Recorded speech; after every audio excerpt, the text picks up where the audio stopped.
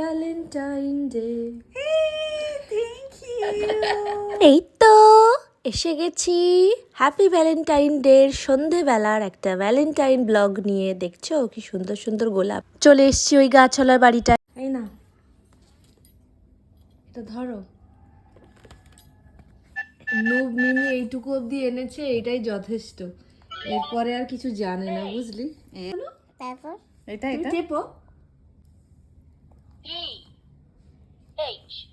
কেমন?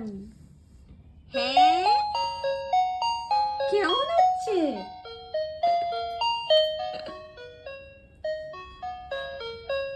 তাহানির থেকে তো আমি খুশি হয়ে গেছি ভাই। চেষ্টা করো। পাচ্ছি না। করো করো। এই তারপর আই জে এল ফর কি কি বলো? লায়ন।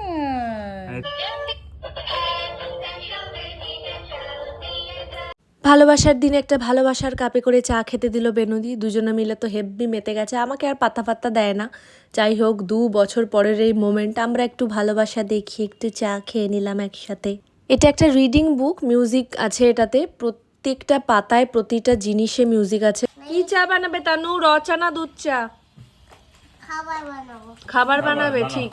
রাত হয়ে গেছে, খাবারই বানাও। কি কিউট এটা ভাই। কি রান্না করেছো? কাপে পানি দাও। ওফ, কি দারুণ খেতে। দাও খেতে দাও, অপুকে খেতে দাও। অপুকেই দাও। ও, তানুর রান্না করা খাবার খেয়ে নে। সত্যি ভাই, অপুর তো জীবন ধন্য হয়ে গেল তাহানির রান্না করা খাবার দিয়ে। হেব্বি ফান করেছি ভাই, হেব্বি ফান।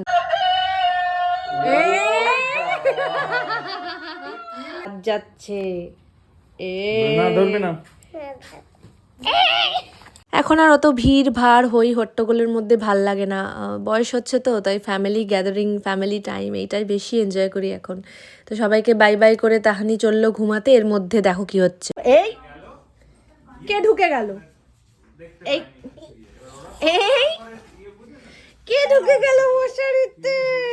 এটা তাহানি, এখানটা ফুটো। এই দেখো।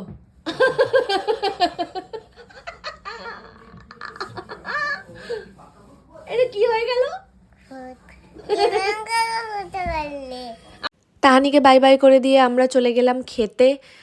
সেদিনকে বেনুদির বাড়িতে আসার সময় আমাদের একটা দারুণ দুর্ঘটনা থেকে আমরা বেঁচেছিলাম, মানে অলমোস্ট অ্যাক্সিডেন্ট হতে হতে বেঁচেছিল। সেই ঘটনা পরে কখনো বলবো। যাই হোক, খেয়ে দিয়ে চলে গেলাম বাড়ি।